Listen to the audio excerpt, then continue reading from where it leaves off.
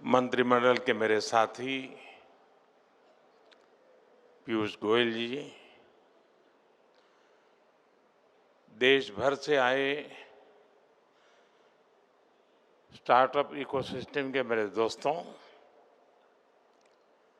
अन्य महानुभाव, देवी और सज्जनों, आज हम सब एक बहुत खास अवसर पर यहां एकत्रित हुए हैं। नेशनल स्टार्टअप डे का ये अवसर स्टार्टअप फाउंडर्स और इनोवेटर्स का ये समूह मैं अपने सामने नए और विकसित होते भारत का भविष्य देख रहा हूं।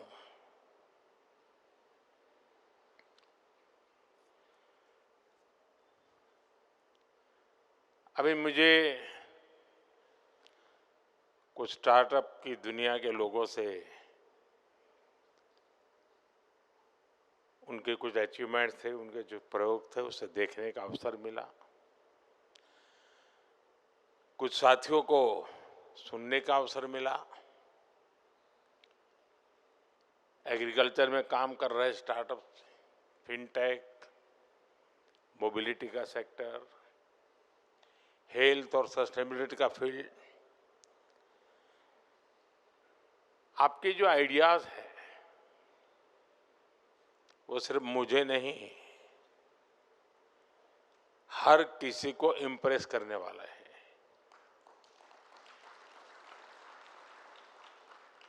लेकिन मेरे लिए महत्व की जो बात है वो आपका कॉन्फिडेंस और आपके एम्बिशंस, ये मुझे ज्यादा इंप्रेसिव लगे।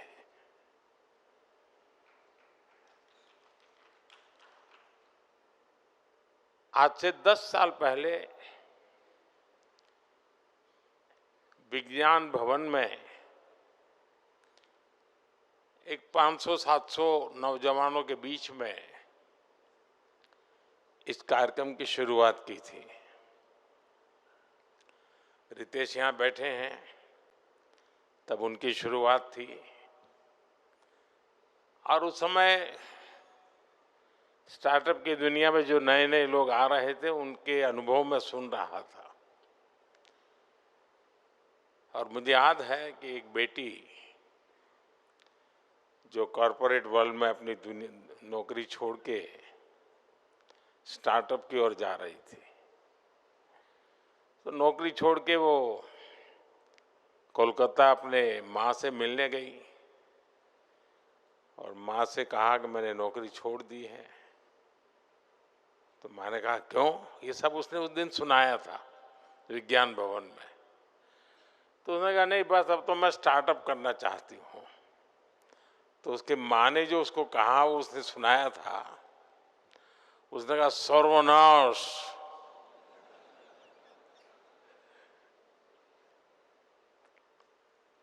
ये तुम बर्बादी के रास्ते पर क्यों जा रही हो?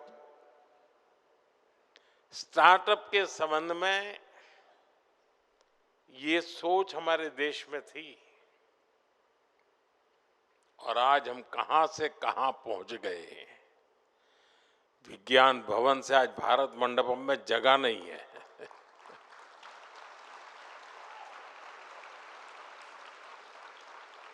और मेरा सौभाग्य है कि मुझे इस एक सप्ताह में ही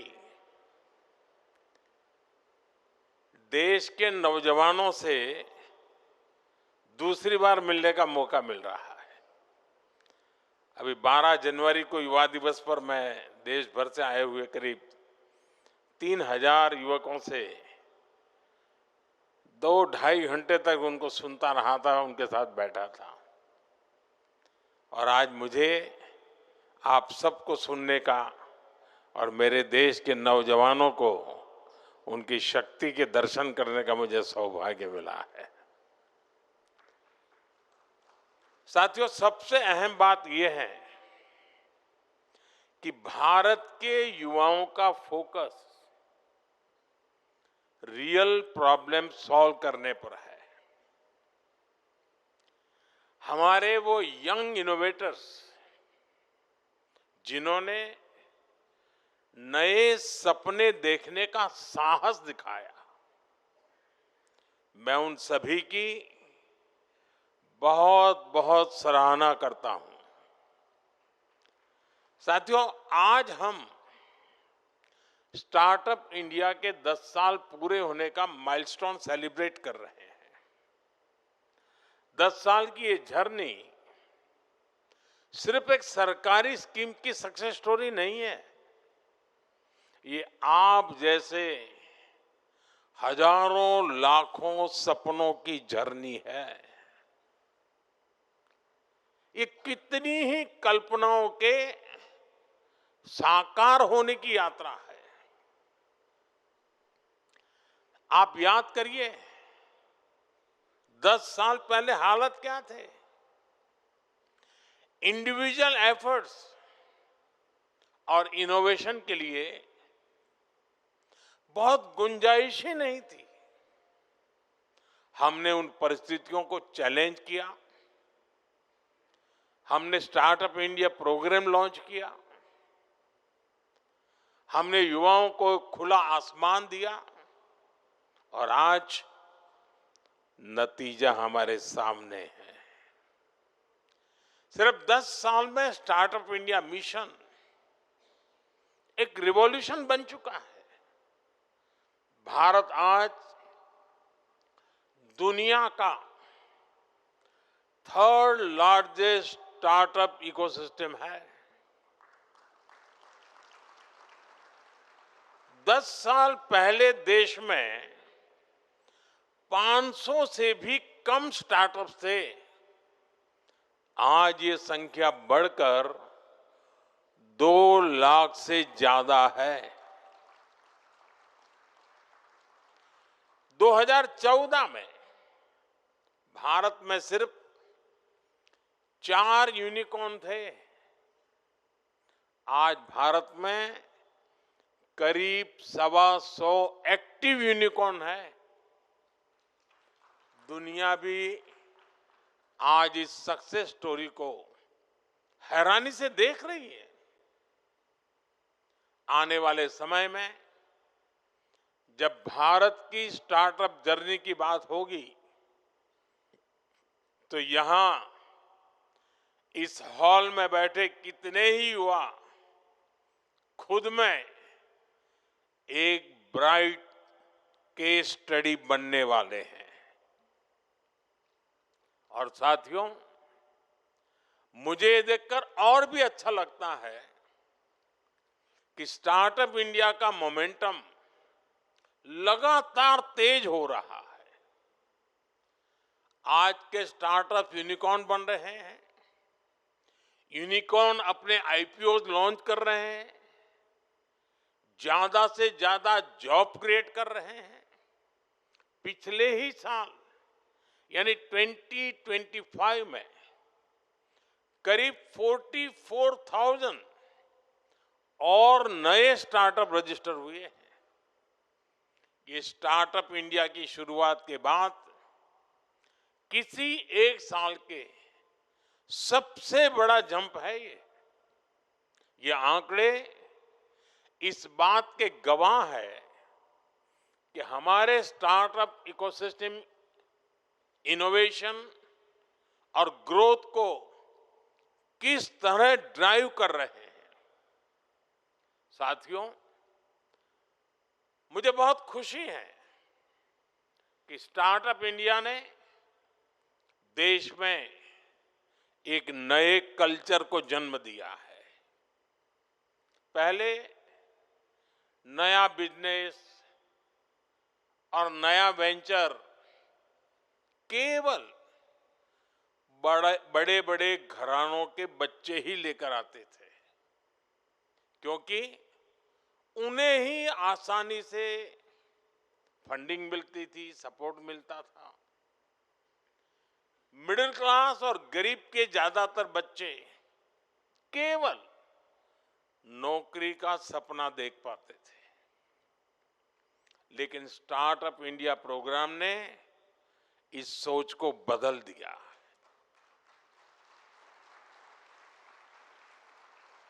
अब टियर 2 और टियर 3 शहरों के, यहां तक कि गांवों के युवा अपने स्टार्टअप खोल रहे हैं।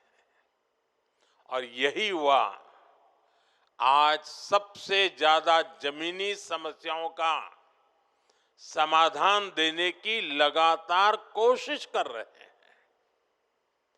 समाज और देश के लिए कुछ करने का ये जज्बा मेरे लिए इस भावना का, इस स्पिरिट का बहुत महत्व है। साथियों, इस बदलाव में एक बड़ी भूमिका देश की बेटियों की रही है। आज 45% से ज्यादा रिकॉग्नाइज्ड स्टार्टअप में कम से कम एक महिला डायरेक्टर या पार्टनर है।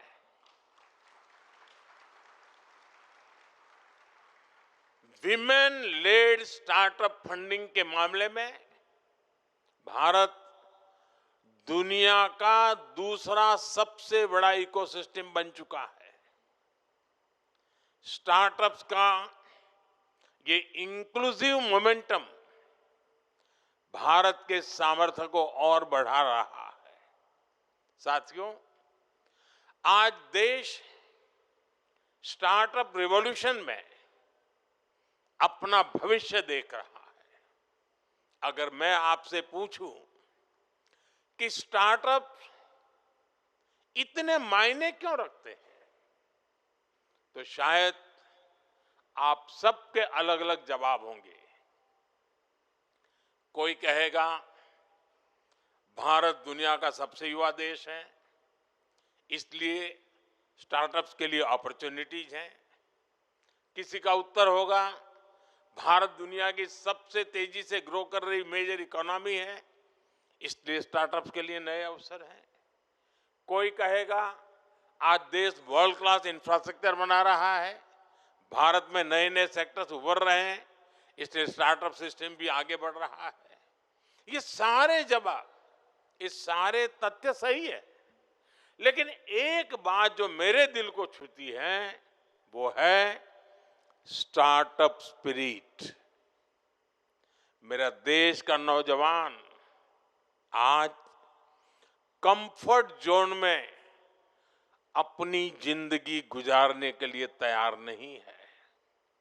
उसे घिसी पीटी लीक पर चलना मंजूर नहीं है। वो अपने लिए नए रास्ते खुद बनाना चाहता है, क्योंकि उसे नई मंजिलें चाहिए, नए मुकाम चाहिए। और साथियों, नई मंजिलें मिलती कैसे हैं? उसके लिए हमें परिश्रम की पराकाष्ठा करके दिखानी होती है। और इसलिए हमारे यहां कहा जाता है, उद्यमेन ही सिद्ध्यन्ति कार्याणि न मनोरथैः। अर्थात कार्य उद्यम से सिद्ध होते हैं, केवल मनोरथ करने से नहीं होता। और उद्यम के लिए पहली शर्त है साहस। आप सब ने यहां तक पहुंचने के लिए कितना साहस किया होगा, कितना कुछ दांव पर लगाया होगा। पहले देश में रिस्क टेकिंग को डिस्करेज किया जाता था, लेकिन आज रिस्क टेकिंग मेन स्ट्रीम बन गया है। मंथली सैलरी से आगे सोचने वाले को अब केवल एक्सेप्ट ही नहीं, लेकिन अब उसे रिस्पेक्ट किया जाता है। जिन रिस्क टेकिंग आइडियाज को पहले लोग फ्रिंज मानते थे, वो अब फैशन बन रहा है। साथियों, रिस्क टेकिंग पर मैं खास तौर जोर देता रहा हूं, क्योंकि ये मेरी भी पुरानी आदत है। जो काम कोई करने के लिए तैयार नहीं होता, ऐसे काम जो दशकों से पहले की सरकारों ने नहीं छुए, क्योंकि उनमें चुनाव हारने का, कुर्सी जाने का डर था। जिन कामों के लिए लोग आकर कहते थे ये बहुत पॉलिटिकल रिस्क है, मैं उन कार्यों को अपना दायित्व समझकर जरूर करता हूं। आपकी तरह ही मेरा भी मानना है, जो काम देश के लिए जरूरी है वो किसी न किसी को तो करना ही होगा, किसी को तो रिस्क लेना ही होगा। नुकसान होगा तो मेरा होगा, लेकिन अगर फायदा होगा तो मेरे देश के करोड़ों परिवारों को फायदा होगा। साथियों, पिछले 10 वर्षों में देश में एक ऐसा इकोसिस्टम तैयार हुआ है जो इनोवेशन को बढ़ावा देता है। हमने स्कूलों में अटल टिंकरिंग लैब्स बनाई ताकि वहां बच्चों में इनोवेशन की प्रवृत्ति बने। हमने हैकेथॉन शुरू किए ताकि हमारे युवा देश की समस्याओं के समाधान दे सके। हमने इंक्यूबेशन सेंटर्स बनाए ताकि संसाधनों की कमी से आइडियाज की डेथ न हो। साथियों, एक समय में कॉम्प्लेक्स कंप्लायंसेस, लंबी अप्रूवल साइकिल्स और इंस्पेक्टर राज का डर ये इनोवेशन की सबसे बड़े रुकावट थे। इसलिए हमने ट्रस्ट और ट्रांसपेरेंसी का माहौल बनाया। जन विश्वास एक्ट के तहत 180 से ज्यादा प्रोविजंस को डीक्रिमिनलाइज किया गया है। हमने आपका समय बचाया ताकि आप इनोवेशन पर फोकस कर सकें। आपका समय लिटिगेशन में बर्बाद न हो। खासतौर पर स्टार्टअप्स के लिए कई लॉज में सेल्फ सर्टिफिकेशन की सुविधा दी गई। मर्जर और एग्जिट को आसान बनाया गया। साथियों, स्टार्टअप इंडिया केवल एक स्कीम नहीं बल्कि एक रेनबो विजन है। ये अलग अलग सेक्टर्स को नई अपॉर्चुनिटी से जोड़ने का जरिया है। आप देखिए, डिफेंस मैन्युफैक्चरिंग, पहले क्या स्टार्टअप एस्टैब्लिश प्लेयर्स के साथ कंपटीशन की कल्पना भी कर सकते थे क्या? आईडेक्स के जरिए हमने स्ट्रेटेजिक सेक्टर्स में स्टार्टअप्स के लिए प्रोक्योरमेंट के नए रास्ते खोले। स्पेस सेक्टर, जो पहले पूरी तरह प्राइवेट पार्टिसिपेशन के लिए बंद था, उसे भी अब ओपन कर दिया गया है। आज लगभग 200 स्टार्टअप्स स्पेस सेक्टर में काम कर रहे हैं। इन्हें ग्लोबल मान्यता भी मिल रही है।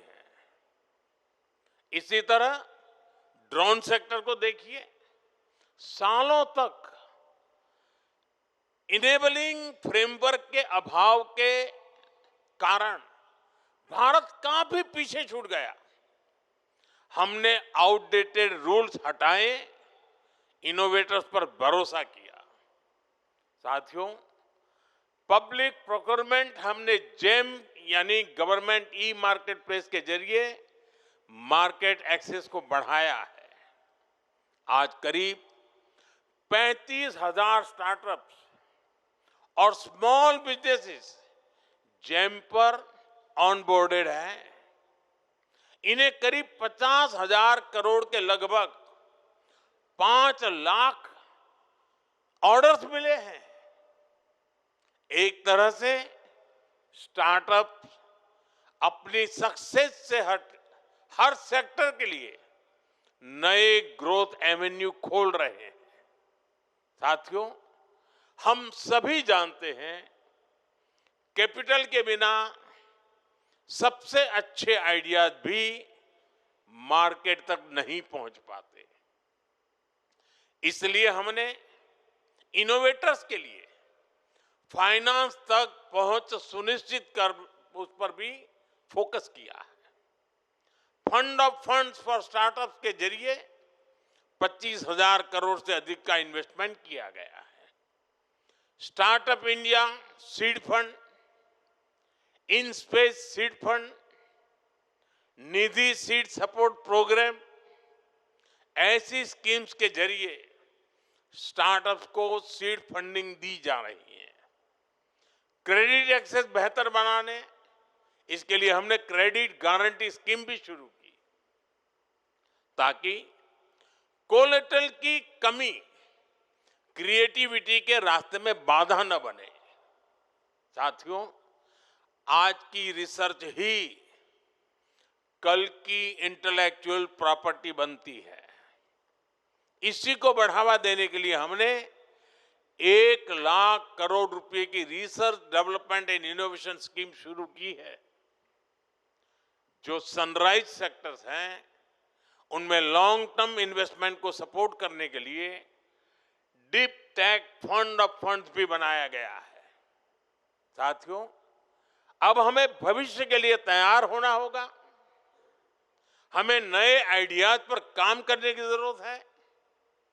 आज कई ऐसे डोमेन्स उभर रहे हैं जो कल देश में इकोनॉमिक सिक्योरिटी और स्ट्रेटेजिक ऑटोनॉमी में अहम रोल निभाएंगे।